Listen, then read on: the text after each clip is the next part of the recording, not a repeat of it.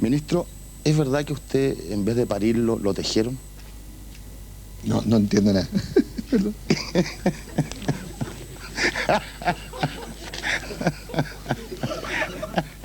Te juro, como estábamos en un corral, yo pensé que la primera pregunta...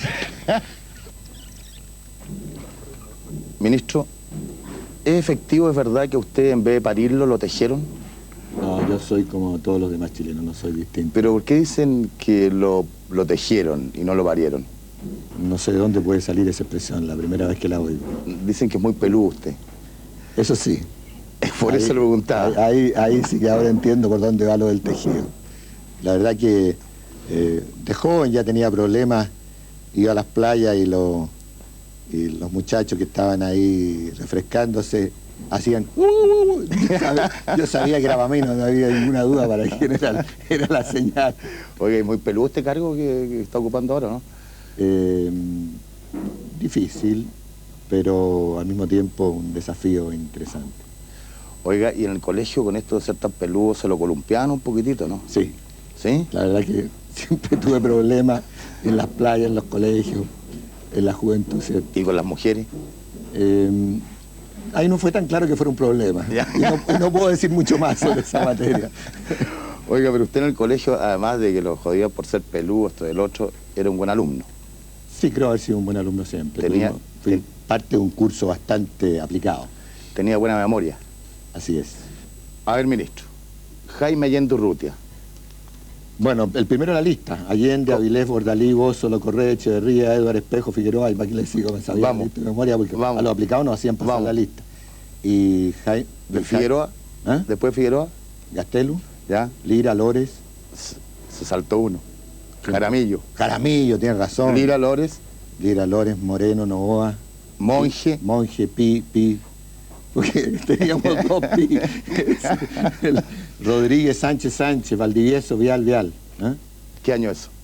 Bueno, desde salimos el 47 del colegio. Exactamente, esto era sexto año humanidades saliste. Sexto año humanidades. ¿Y se acuerda todavía? Increíblemente, ¿sabe qué?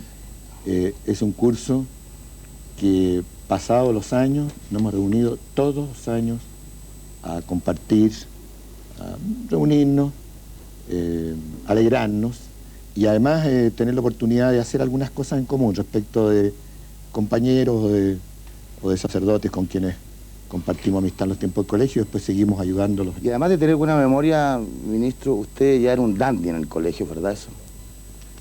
No, esos son comentarios envidiosos de los que competían conmigo en esa época. Yo no tenía más, en ese sentido, más éxito que él. Pero era pretencioso. Habían algunos más dedicados, lo que pasa es que a mí me resultaba más fácil. Pero era pretencioso, ¿no? ¿Por qué no pueden reconocerlo? ¿Quién de nosotros no es pretencioso? Y se compraba la ropa y tenía tiendas exclusivas. No, nada de eso, no tuve ninguna posibilidad, realmente éramos de una familia muy sobria en ese sentido, así que no, de esas preocupaciones no tenía. Pero usted también era del coro, ¿verdad? Del coro. ¿Ah? Y le gusta cantar. Así es. Y cantaba la marsellesa. La marsellesa, Le Bon Sami. Y es capaz de cantarlo, ¿no? Sí. Osame citoyen, formez vos bataillons, marchons, quand sang empire, avril venocillon. Y en ese entonces... Enfants de la patria. Canté el coro primero. ¿Ya? Esa marsellesa que usted cantó se la dedica a Germán Correa, ¿no? No, Germán Correa tengo un gran aprecio, ¿no? Porque él canta la marsellesa con el puño en alto, ¿usted también o no? Bueno, esa la conozco. Tuve oportunidad el otro día, a propósito de que en el edificio del Congreso Nacional, donde yo estaba de ministro de Relaciones Exteriores, un acto del Partido Comunista, y yo me incorporé de mirón, para hablar en términos chilenos al final, y descubrí con sorpresa que recordaba la letra tanto de la marsellesa como de la Internacional Comunista, ¿no es cierto? Arriba los pobres del mundo. Bueno, no vamos a seguir cantando. ¿Usted la compartió alguna vez? No. Oiga, ministro, usted son 6 hermanos su familia. Tiene 3 hermanas mayores. ¿Lo manduqueaban mucho las hermanas? No, porque había un manto protector en la casa extendido por la mamá que impedía cualquier abuso de esa naturaleza. ¿Y había matriarcado ahí? ¿Entre las hermanas y la mamá? No, yo creo que la mamá era un ser por sobre esta contingencia. Y como yo era el que tenía que ir a buscar a la hermana al colegio, traerle los bolsos porque estaban internas además, así que había que ir en un carro a buscarla ahí a la maestranza. Mira, estos tiempos que estoy hablando, el público no va a entender nada de qué se trata. La maestranza era la calle Portugal, el colegio La Monja Inglesa estaba ahí donde está, creo que SEMA Chile, hay un edificio enorme que hay, ahí de esos tiempos estoy hablando. ¿Y usted era el niño los mandaba a la casa? Sí. ¿Sí? Sí, nunca se me ha olvidado, ese es un trauma que va a pasar los años, no se me va a olvidar. Fueron a buscar a la hermana al colegio, que además salían el sábado mediodía y volvían a recogerse el domingo en la noche. Además me mandaban a comprar el café en el carro 19 a una cafetería que estaba ahí en la calle San Antonio. De esas cosas no me he olvidado nunca. Por supuesto, era el del cigarrillo que falta, el dulce, la dulcería al frente. Yo viví una experiencia... ¿Y a usted le quedó un síndrome con esto de ser el niño de los mandados, que ahora le gusta tanto mandar o no? ¿Ah? No. Es un tema de carácter, no tiene nada que ver con el síndrome ese. Pero te quería contar de esa experiencia, que era una experiencia tan rica de la familia de ese tiempo, que era la vida del barrio. Hoy día esa cosa no existe. ¿En qué barrio vive usted, ministro? Ejército. La calle Ejército era un barrio. Ejército, que nos juntábamos y competíamos también con lo de la calle 18 y el sector así de Avenida España y República. Teníamos... ¿Pichangueaba ahí o no? ¿Ah? ¿Pichangueaba un poco? Hoy teníamos un equipo de fútbol, jugábamos aquí cerca, en el Parque Cursiño. Sí. Aquí al lado teníamos un club, el club funcionaba en el subterráneo, las casas en esos tiempos tenían subterráneo, bodega, etcétera, y teníamos un club con su mesita, una hermana mía hacía secretaria y el club tenía sus reuniones. ¿Y era bueno para el fútbol o qué? Más o menos, pero jugué en el equipo del colegio, después jugué en esta liga que jugaba aquí en el estadio militar, hasta que ya los compromisos, yo creo que después de la muerte de mi padre tuve que asumir compromisos muy fuertes y se acabaron todos. ¿Y de qué jugaba usted? Jugaba de win izquierdo. De win izquierdo. Sí.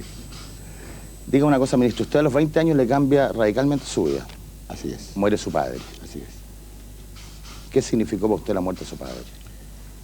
Bueno, un golpe muy grande porque curiosamente, a pesar de que en esos años la distancia entre los padres, la generación era muy, muy grande, no es como hoy día.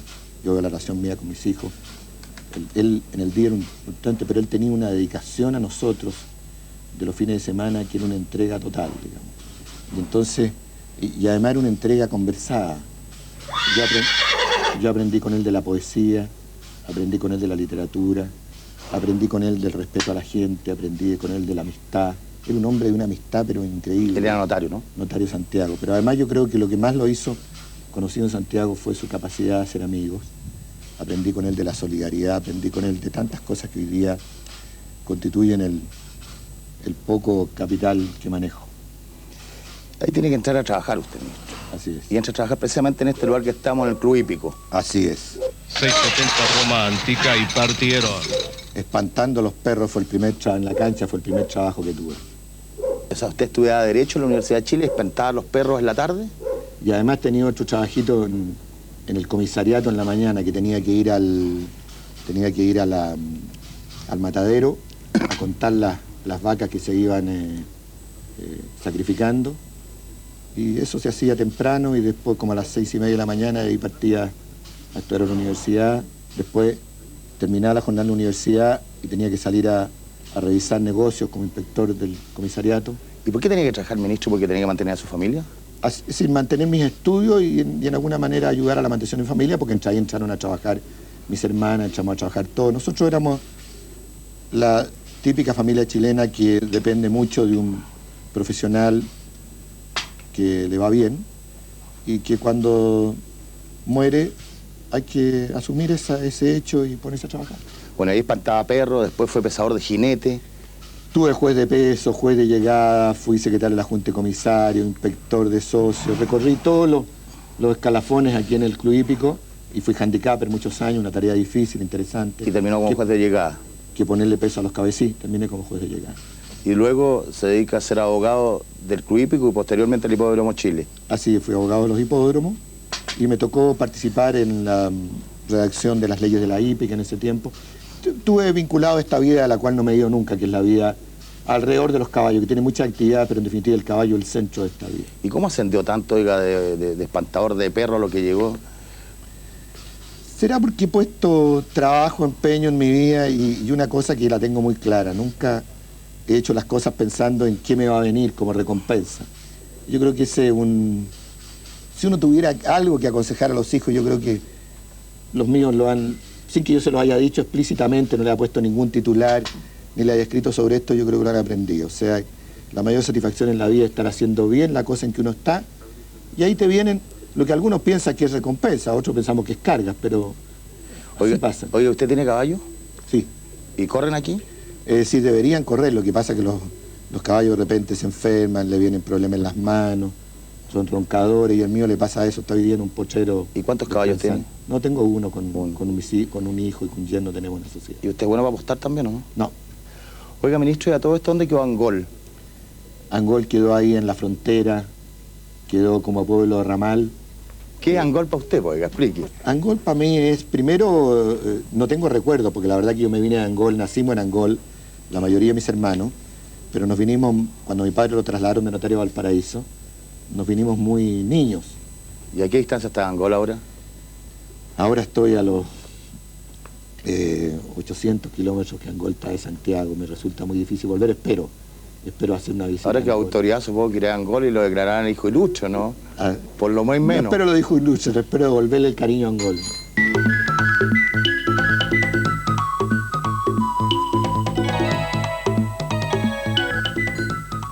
Ministro, usted es muy hiperkinético, es acelerado. ¿Por qué?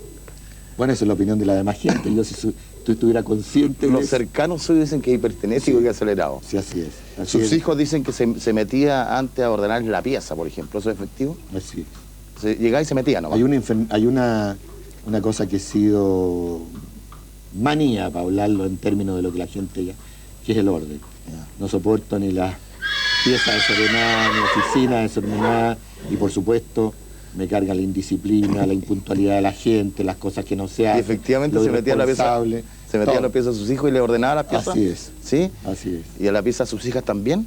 También. ¿Y no se encontraba con sorpresas? ¿No? Ninguna sorpresa, porque respetaba las intimidades. El orden es exterior, nunca entré adentro de los cajones ni donde no se ve.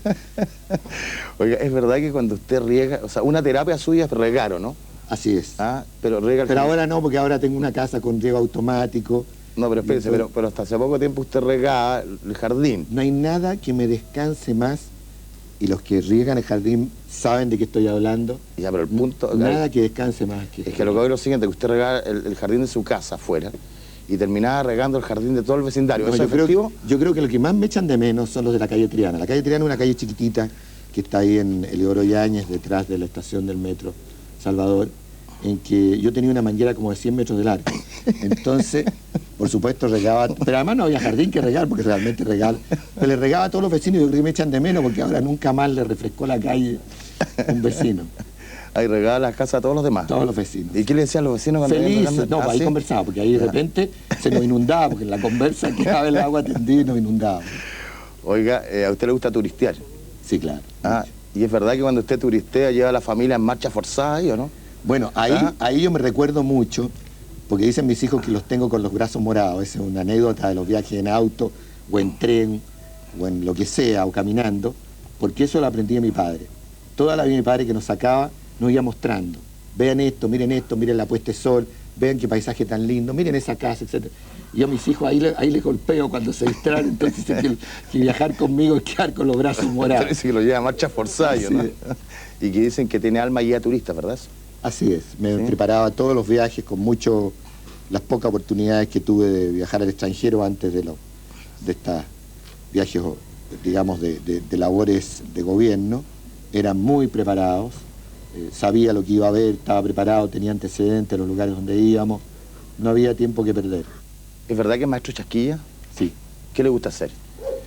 Bueno, y soy exactamente chasquilla, porque en todo lo que es trabajo manual... ¿Dónde tiene la chasquilla, ministro? No, en el sentido de chasquilleo las cosas que hago, porque no tengo mucha habilidad manual, pero sin embargo arreglo las cosas eléctricas que puedo, las cosas de carpintería que también puedo. Un tiempo la mecánica automotriz, pero ahí me fue muy mal realmente. Debo reconocer que tuve que recurrir al mecánico varias veces después de haber incursionado en un motor de un auto. Dígame una cosa, dicen que es un gran decorador usted también. Me gusta mucho. No, la expresión gran decorador no. Me gusta mucho. Su casa. Me gusta mucho, sí.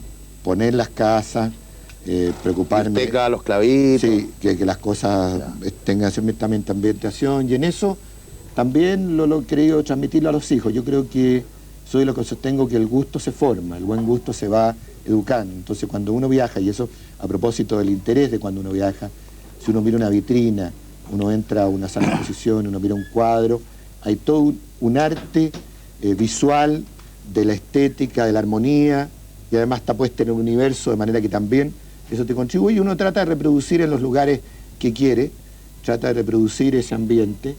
Además, ministro, usted es cachivachero. Sí, coleccionista. Colecciona los ecran.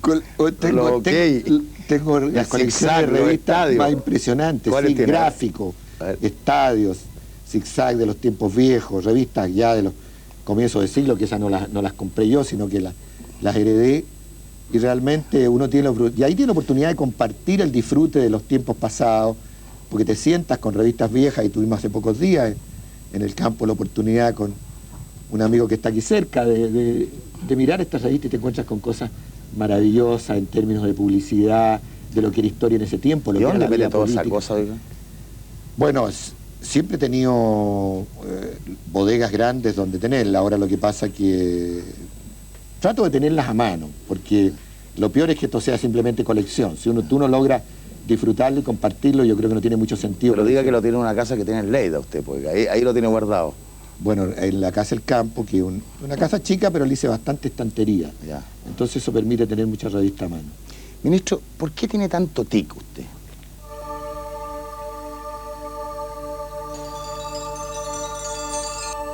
Estos tics se llaman campaña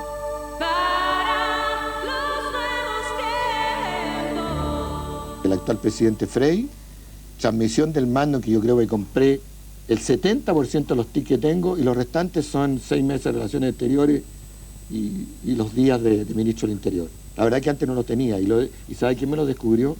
Mis nietos. Me decían, tata, tú hacías así. Yo no sabía, pero si los nietos, ¿por qué hacía así, tata? Bueno, y ahí empecé a descubrir, porque parece que nadie se atrevía a decir que es lo peor, que en la vida no te diga las cosas exteriores. Y reconozco que ahora, en último tiempo, no, esos tiempos de la transmisión del ¿Y lo mando, complica el tener tic? yo no se los doy nunca a nadie más. ¿Y le complica tener tic? No me complica porque no tengo conciencia, porque uno del tic normalmente no tiene conciencia, o sea que más bien le debe complicar a la gente que me está mirando. Y ahí esto de los tics se van agudizando, se ponen crónicos, ¿no? ¿No tiene miedo que de repente termine lleno de tic? Yo creo que al paso que venía tengo un acelerado temor de que en definitiva en televisión no sea más que un ojo para arriba. Pero cosas como esta realmente a uno... No sé, en este programa, no sé si en el total del programa, pero por lo menos en esta parte, espero no haber tenido mucho tiempo. No. ¿Ministro, usted es católico? Sí. ¿Va a misa? Sí. ¿Todos los domingos? No. ¿Y por qué? ¿Está en pecado entonces? Sí, estoy en pecado. Yo de las únicas cosas que... ¿Es el único pecado que tiene? Oye, no se lo digo a un confesor y se lo voy a decir a Richard. ¿Cuándo fue la última vez que se confesó? A ver. No, trato de confesarme lo más a menudo que puedo. Reconozco mis debilidades, reconozco mis ausencias en esto y muchas otras faltas. Y dejemos hasta aquí la confesión, porque la verdad que... Oiga, pero un par de hijos suyos salieron bien católicos, ¿no? Sí. Son oblatos. ¿Por qué no me explica qué son los oblatos? Porque es una cosa media rara. Unos son seglares, otros son civiles, otros son como medio oscuras. Los oblatos es una de las órdenes, por así llamarla, que existen dentro de la congregación de los benedictinos, que existen también en otras órdenes religiosas, en que permite que seglares hagan determinados votos temporales que prácticamente implican la conversión de costumbres, que es una vida, ¿no es cierto?, sobria, y en definitiva practicar las reglas de la congregación en cuanto a su relación con Dios. Y tengo un hijo casado, y él es oblato, y participa con algunos matrimonios en esta parte de la congregación que implica un modo de vida, y otro que vive en congregación, y me siento muy satisfecho de que ellos hayan elegido forma, pero el que es casado tiene 5 hijos y... Parece que salieron más católicos, oiga, los hombres que las mujeres de sus hijas, ¿o no? Así es, así es. ¿Sí? Se dio cruzada aquí la cosa, digamos. ¿Por qué? Porque se dio la... Porque usted tiene 7 hijos. 7 hijos. Se dio la mamá, se dio en los hijos y el papá se dio en las mujeres. O sea, ¿usted me quiere decir que los hijos son buenos porque la mamá es buena y las hijas son malas porque el papá es malo? No. ¿Eso me está diciendo? Yo diría que están en esta esfera más liberal, por así llamarla, que está el padre. Usted estuvo en los 2 gobiernos. ¿Qué diferencia en el trato, en la manera de hacer entre Eduardo Frei Ruiz-Tagle y Eduardo Frei Montalva? Yo digo que cada vez se están pareciendo más. ¿Qué diferencia tuvieron entonces? Bueno, yo diría que está básicamente derivada de su formación. La formación de Eduardo Frei Montalva fue la formación del hombre que nació en la política, se alimentó de la política y en definitiva, digamos, la política era su vida. Pero otra diferencia que hay entre los 2 Freis, que uno es introvertido y el otro es extrovertido. Eduardo Frei Ruiz-Tagle es para adentro, Eduardo Frei Montalva era para afuera. Es que también la formación profesional, la manera de aproximación a las cosas tiene mucho que ver. Un ingeniero se aproxima de distinta manera que un abogado a los temas. Un abogado que no se expresara sería una tragedia. Sí, pero la misma nuera de Eduardo Frei Montalva decía que Eduardo Frei Montalva, su suegro, era muy copuchento, por ejemplo. Le gustaba decir copucha, que la llamaba para que le contaban copucha. Frei más Lo que pasa es que al presidente Frei en ejercicio lo conocen poco, está recién... ¿Ah, también es copuchento? Pero es decir, tiene una relación con la gente que es sorprendente, digamos, en lo que la gente aprecia como su expresión pública más sobria, más medida. Pero yo lo veo cada vez, en primer lugar, en términos familiares, son muy parecidos, tienen una cosa de apego a su familia, de trabajo con su familia, de vida familiar, para llamarlo en los términos más generales, muy fuertes los dos. Pero usted es rabioso. Sí. Sí. Es polvorita. Sí. ¿Sí? Sí. Me irrito por las cosas que me irritan, sí. Y grita a sus colaboradores. Sí, entonces no tengo infarto. Ya. A expensa de mucha gente que me rodea, que me han salvado. Oiga, ¿y no se enojan porque los gritonea tanto, no? No, porque me conocen. Porque me conocen, han convivido conmigo. Estoy hablando desde mis alumnos, con los cuales tuve una convivencia fantástica, 20 años de universidad, son de las experiencias más lindas que tuve, desde mis hijos. ¿Y por qué grita tanto? ¿Oiga, tiene alguna ascendencia italiana por ahí usted? No, yo creo que es la expresión de esta cosa impulsiva de que las cosas se hagan bien, fundamentalmente eso.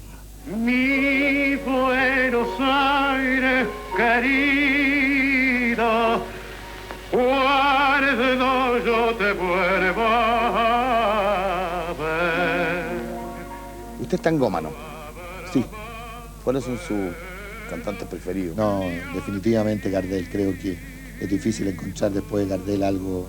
Yo creo que es un drama para todos los cantantes de tango, el que haya existido alguna vez Gardel. ¿Y en Buenos Aires se iba a meter a las tanguerías? Sí. ¿Y cantaba? Trataba de buscar, sí, donde se presentaba la ocasión, con el resto del público, nunca solo. Pero, porque dicen que aunque usted a ustedes les parezca raro, hay más tanguerías en Santiago que en Buenos Aires. Sí, porque dicen que usted no tiene... Para ese tipo de cosas tiene cero sentido del ridículo, ¿verdad? Absolutamente. Usted se para y hace su numerito ahí.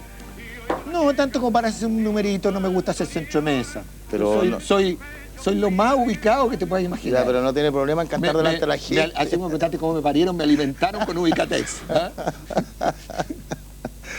Oiga, usted hincha la U también. De la U. ¿Y va al estadio? Voy al estadio ahora que he recuperado, ahí sí que ha sido de las rabias que me han dado. Los periodos de la U, y no quiero nombrar personas, pero fatales que tuvimos para nuestro equipo, para el club deportivo. Pero dígalo, pues. No, hubo periodos muy malos. Diga los años. Yo te diría años recientes, pero ahora hemos iniciado un periodo de recuperación en todo sentido, en lo deportivo, en el equipo, en la mística, etcétera, y ahí me siento parte de nuevo. ¿Usted está atacado en Orozco o con los disidentes? No, yo soy respetuoso de la jerarquía, me gusta me gusta seguirla y que me sigan. Oiga, ¿y pagó la cuota para la Ciudad Azul ya o no? No he pagado. No he tenido ¿Que se la vengan a cobrar entonces? No he podido incorporarme a la Ciudad Azul. Ah, juega golf también. pero de viejo. ¿Es verdad aprendí que a jugar golf? ¿Es verdad que juega golf corriendo en este aceleramiento que tiene usted? No. El golf es un juego tranquilo, relajado, solo empecé a practicarlo a partir de los 50 años. Es muy difícil, contrariamente a lo que la gente piensa. No es simplemente pegar la pelotita, es un alto grado de concentración, pero tiene la ventaja que uno camina 7 kilómetros cada vez, está en contacto con el aire puro, con la belleza, la naturaleza, no piensa nada más que en la pelotita y cómo pegarle mejor, y en ese sentido es un gran relax. ¿Y no lo encuentra muy pirulo el golf, oiga? No, el golf está...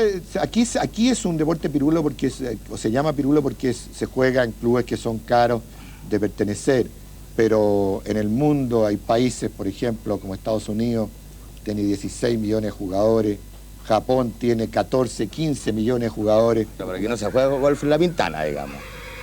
No, estoy claro que no es un deporte de La Pintana, pero también reitero lo agradable de eso, porque vamos a negar, digamos, el agrado de ese deporte. No tengo ningún complejo. De las cosas que no tengo en la vida son complejos. Ministro, ¿qué pasó el 19 de diciembre de 1993? 19 de diciembre de 93. Bueno, el 19 de diciembre es una cosa que me viene pasando hace 40 años. Todos los 19 de diciembre cumplo un año más de matrimonio. Pero algo, 40 años de matrimonio. Sí, pero algo pasó ahí. Bueno, pasó que tuvimos una... Primero, se puso smoking. Me puse el smoking. ¿Pero qué connotación especial tenía que se puso smoking? Se me habría apolillado.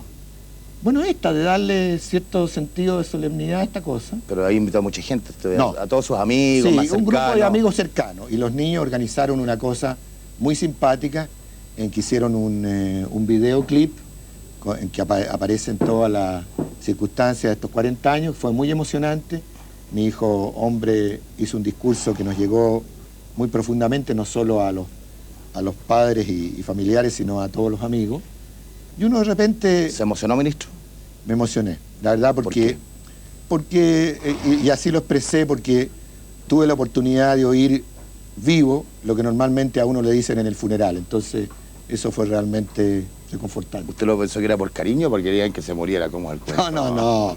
Lo que pasa es que uno en los funerales siempre, ¿no es cierto? Fue bueno, fue... ¿Usted prefiere que se lo oiga en vivo? Sí, le preferí oírlo en vivo. ¿Usted tiene una familia o tiene una tribu? Empezó como familia y cada vez va realmente achoclonándose más, para usar una expresión muy chilena. Usted es muy patotero en su familia. O sea... Así es, pasamos vacaciones todos juntos tradicionalmente. Nuestros veranos somos 23, 24, todos los nietos, todos los hijos, normalmente casi. Aquí hay una tradición heredada de la vida en el campo, y los que han tenido esta vida saben de qué estoy hablando. ¿Qué es lo que es su familia para usted, ministro?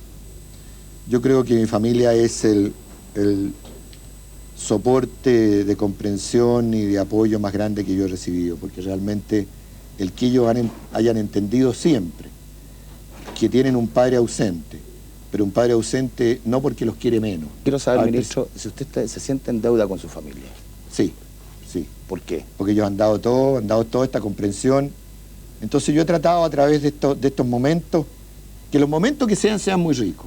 Entonces los momentos que son sentados en la mesa un día sábado, es un momento no de un padre cansado, sino de un padre que pone temas, que quiere que discutamos todo, que se trae la enciclopedia británica a la mesa. ¿Acepta las críticas? Por favor, las discusiones en mi casa. ¿Es verdad que lo imitan? ¿Ah? Sí, me imitan, son capaces de imitarme. ¿Y usted se enoja? No me enojo, me río porque de repente uno dice, ¿pero qué es lo que es esto? Dice exactamente como lo digo yo. ¿De qué se trata? Bueno, lo dicen en el mismo tono de voz. Yo en ese sentido lo celebro, que comprendan. Pero esos momentos son muy ricos, lo mismo los momentos de discusión. ¿Y por qué discusión todo? Porque es la vida más que enriquece más, no es ejercer la autoridad, sino que participar. Y te voy a decir que en mi vida pública y en mis cargos, tanto en la vida pública como en la vida empresaria, yo he tenido muy buen cuidado. Y esto podría dar fe la gente que ha trabajado conmigo, incluso en la universidad, de meter a todos hacia adentro. Yo siempre he sido un gran acogedor de gente en la discusión, en el análisis, en la controversia, no me importa. Lo que sí, yo tengo una cosa muy clara. Acepto toda la discusión, pero lo que no respeto después, que las cosas no se lleven a cabo, la ineficiencia, esta cosa de chacrear que existe en nuestra vida chilena, porque es un defecto de nosotros dejar las cosas ahí, alguien la hará, no.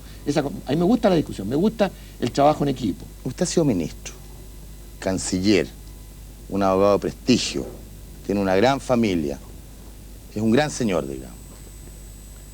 Gracias. ¿Y es raja de hablo? Bueno, Eduardo Barrios no lo escribió a propósito mío, ¿eh? De eso te quiero aclarar, por lo menos. La novela se escribió antes de que yo tuviera esta fama. Sí, porque fama muy inmerecida. No, porque Eduardo Barrios escribió precisamente en Lleida. Escribió en Lleida, pero por eso quiero decir que no lo escribió a propósito de mí. Él lo escribió antes de que yo hubiera siquiera asomado mis narices por Lleida. ¿Pero usted es un raja de hablo? No, soy un hombre que disfruta de todo, disfruta de la amistad, de la vida, de una buena conversación, de una comida agradable, de un viaje. ¿Pero ha hecho su maldad esta vez de por la ahí, familia? No es el ámbito para confesarse. No, yo estoy hablando de maldades globales. Prefiero ahí ese lugar, digamos, que nos ofrece la iglesia para descargar el alma, y ahí estoy más tranquilo. Ministro, el día que se transmite esta entrevista, usted por primera vez en su vida asume la vicepresidencia de la República. ¿Qué significa para usted? Mira, yo con la franqueza como que hemos conversado, Andrés, en todo este programa, no quisiera ahora hacer frases para el molde. Yo te voy a decir que primero todavía ni siquiera lo he pensado. Y me va a pasar con la vicepresidencia de la República lo que me pasó una vez que fui ministro de Economía, o cuando asumí la presidencia de algo, o una embajada, o el Ministerio de Acción Exterior, e incluso el Ministerio del Interior. Nadie creería, porque los periodistas en eso se llevaron un chasco. El día que yo asumí el Interior, tenía cámaras móviles en la puerta de mi casa, y yo fui a comer una pizza a la casa de una hija mía solamente con los hijos que aquí estaban. Y me pasó igual el día que me nombraron ministro, en la que asumí el ministro de Relaciones Exteriores, que además tenía la responsabilidad de estar en la moneda, y ahí convidé a mis hijos a que me acompañaran en la moneda, pero no hemos celebrado estas cosas. O sea, yo quiero de esto serte franco, tomo las cosas como vienen. Y lo que tengo muy metido, y en esto vuelvo hacia una cosa que pusiste hoy en esta historia, que es el momento que murió mi padre. El momento que murió mi padre a mí me marcó un alto sentido de la responsabilidad. Y entonces la constante en mi vida ha sido la responsabilidad. Eso yo no sé si es bueno ni es malo, no podría darle ni a la gente joven que me escucha si es una buena receta, un buen consejo. Lo que te puedo decir que es en la marca. Entonces, lo que me viene ahora como vicepresidente de la República es otra responsabilidad. Y así la asumo. Y prefiero contarlo como lo siento que hacerte una frase de la dignidad del cargo, que sí, por supuesto que es digno, de lo que significa en términos de la vida chilena, por supuesto que lo significa, pero estamos hablando de Carlos Figueroa, el otro yo de Carlos Figueroa aquí, y prefiero hablarte de eso. ¿Y qué va a significar ese día la ausencia de su padre y su madre? Complicado,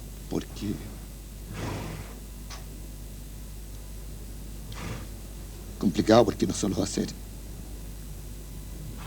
el padre y la madre, sino que Eduardo Frei, padre, que no está.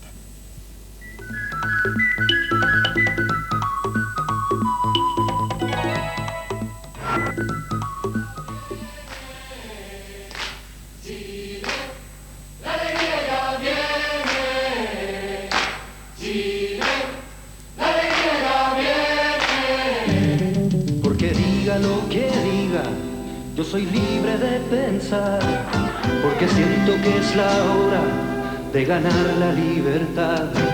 Hasta cuando ya de abusos es el tiempo de cambiar, porque basta de miseria, voy a decir que no. Ministro, la semana pasada se celebró el 6º aniversario del triunfo del no, en un evento bastante poco concurrido para celebrar este aniversario en el Instituto Nacional de la Juventud, en el cual usted estuvo presente.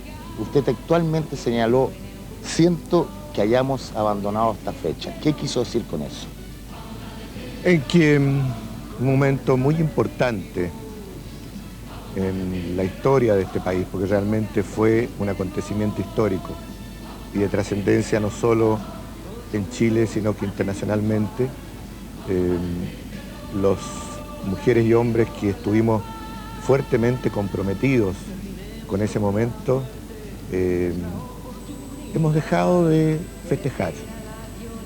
Yo pensé que en esa instancia convocada por la juventud iba a haber la posibilidad de recrear lo que fue el ánimo, lo que fue la amistad, lo que fue lo épico que tuvo más que ese día, ese tiempo, porque ese tiempo tiene una significación muy grande en la vida política del momento.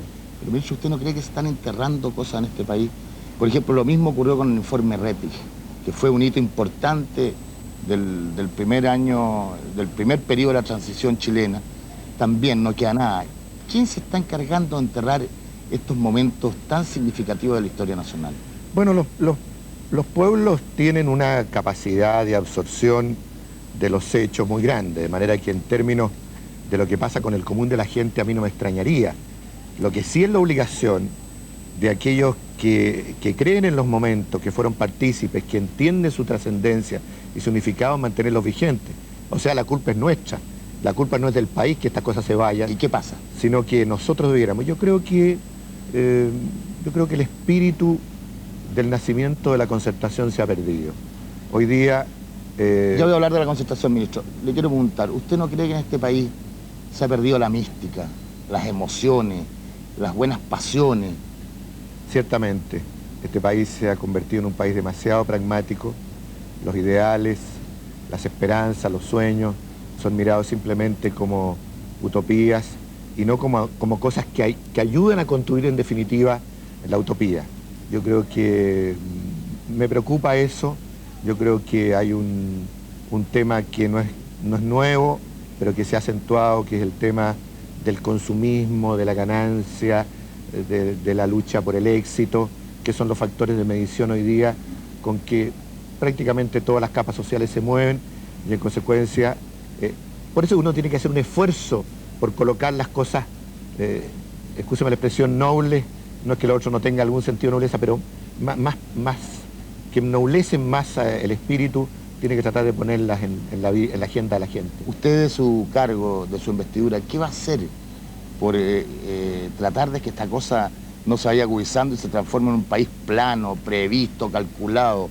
No, ponerlas todos los días en la mente y en el corazón de la gente. Curiosamente, yo como ministro político, en las pocas intervenciones que hago, incluso ayer en la inauguración de un seminario con intendentes y gobernadores para el plan de superación de la pobreza, recurrí al compromiso moral de ellos en esta materia, a poner no solo su trabajo burocrático, sino poner su empeño, su ánimo, su espíritu detrás de esta tarea. Y así yo creo que uno tiene la oportunidad, por la razón de comunicación con la gente que tiene todos los días, de reiterar la necesidad de poner el alma.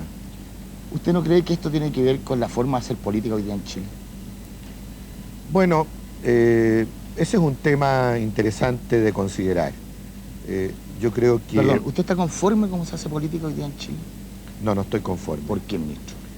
Porque precisamente un poco por lo que hablábamos. Yo creo que la política entendida solo en términos de la competencia no es buena para el país. La concepción de la política es en definitiva una búsqueda del bien común. Trasciende los intereses personales del parlamentario, del hombre de gobierno, del activista. En definitiva, es el interés de la gente, el bien común del país, el que tiene que estar presente. Y yo creo que hoy día lo que prima es la competencia electoral, el protagonismo exactamente. El protagonismo individual. En términos chilenos diríamos, el estar en la tele se convierte como una cosa realmente obsesiva, y eso hace que la coyuntura sea lo que domine la escena y no haya ninguna perspectiva futura. Entonces la obligación del político es colocar las cosas de la coyuntura que son importantes, pero en la perspectiva del tiempo, lo que se está buscando como proyecto de país y no solamente la solución inmediata de una controversia específica. ¿No tiene miedo, ministro, que esto tenga consecuencias lamentables el día de mañana si sigue la manera de hacer política más pensando en el protagonismo, en el individualismo que en el servicio público? Si uno piensa las crisis políticas serias que han vivido otros países como consecuencia de este modo de hacer la política, sí, porque le quería decir que este tema no es un tema solo chileno. El tema del descrédito de la política y de los políticos es un tema mundial, y porque los políticos han creído entender, también en mi concepto erróneamente, que la política es el centro de todo y la gente quiere preocupación por sus temas más concretos, quiere ver a los políticos involucrados con ellos. Y entonces este debate abstracto a veces sobre cosas ajenas a la gente, que le repito no es simplemente chileno, ha provocado un distanciamiento muy grande de la política, y yo creo que la obligación de los políticos es realmente reponer el sentido más profundo de la política en la mente de la gente. ¿Cuánta responsabilidad tiene el gobierno en lo que está pasando? Bueno, la nuestra es importante, yo creo que tenemos que asumirla, yo creo que al gobierno se le dan más posibilidades, reconozco en este sentido, porque por toda la administración del Estado que es propia del gobierno, ¿no es cierto?, por todo el instrumental que un gobierno tiene a sus manos, tiene una relación más directa en lo político con la gente y sus necesidades reales. Usted se ha transformado en un hombre fuerte este gobierno. Eso lo dice usted. Lo dice mucha gente, no solamente yo. ¿Usted entre sus preocupaciones va a tener esto como preocupación? Así es. Y ¿qué piensa hacer? Creo que hemos entablado ya un diálogo muy interesante. Por lo menos yo creo que el interés del gobierno en su diálogo con los partidos que lo apoyan, los partidos de la Concertación, en su diálogo también con la oposición, convocándolos a ponernos de acuerdo, a trabajar en un proyecto país, manteniendo las discrepancias.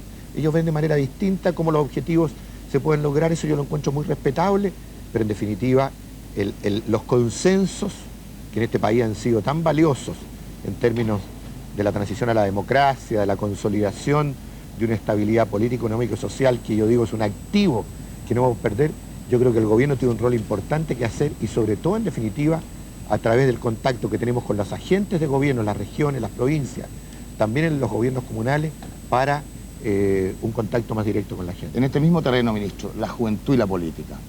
Reiteradamente escuchamos decir a los jóvenes, no estamos ni ahí con los políticos ni con la política. Yo pienso que eso no es tan cierto. Fíjese que todos los estudios de opinión que a mí me ha tocado conocer no revelan eso.